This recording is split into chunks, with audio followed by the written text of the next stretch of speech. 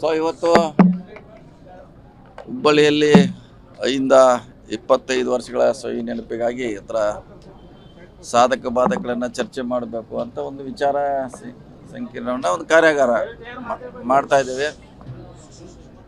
So ಸುಮಾರು ಐಂದಾದಲ್ಲಿ ದಲಿತ ಮೂಮೆಂಟ್ನಲ್ಲಿ ಬೇರೆ ಬೇರೆ ವರ್ಗಗಳಲ್ಲಿ ಕೆಲಸ ಮಾಡಿರುವಂಥ ನಾಯಕರನ್ನ ಇವತ್ತು ಆಹ್ವಾನ ಮಾಡಿ ಅವರ ಅಭಿಪ್ರಾಯ ಪಡೀಲಿಕ್ಕೆ ಇವತ್ತು ಸಭೆಯ ಮುಖ್ಯ ಉದ್ದೇಶ.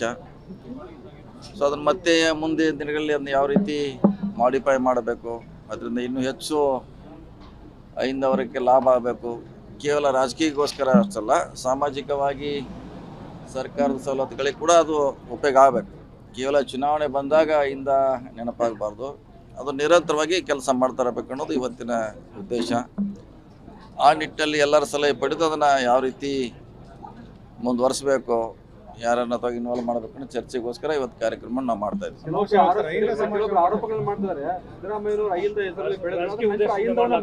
ಅದನ್ನೇ ನಿಮ್ಗೆ ಹೇಳ್ದ, ಈಗ ನೀವು ಕೇಳೋಕ್ಕಿಂತ ಮುಂಚೆನೇ ಹೇಳಿದ್ದೀವಿ, ರಾಜಕೀಯಕ್ಕೋಸ್ಕರ ಆಗಬಾರ್ದು, ಸಾಮಾಜಿಕವಾಗಿ ಅವರ ಶೈಕ್ಷಣಿಕ ಸರ್ಕಾರದ ಮಟ್ಟದಲ್ಲಿ ಸೇತುವೆ ರೀತಿ ಕೆಲಸ ಮಾಡಬೇಕು, ನಮ್ಮ ಸಮಸ್ಯೆಗಳನ್ನು ಆಲಿಸ್ಬೇಕು. ಕೇವಲ ರಾಜಕೀಯಕ್ಕೋಸ್ಕರ ಉಪಯೋಗ ಮಾಡೋದು ಸರಿಯಲ್ಲ. ನನ್ನ ವಾದ ಅದೇ ಇದೆ. ನೀವು ಕೇಳೋಕ್ಕಿಂತ ಮುಂಚೆ ನಾ ಹೇಳಿದ್ದೀನಿ.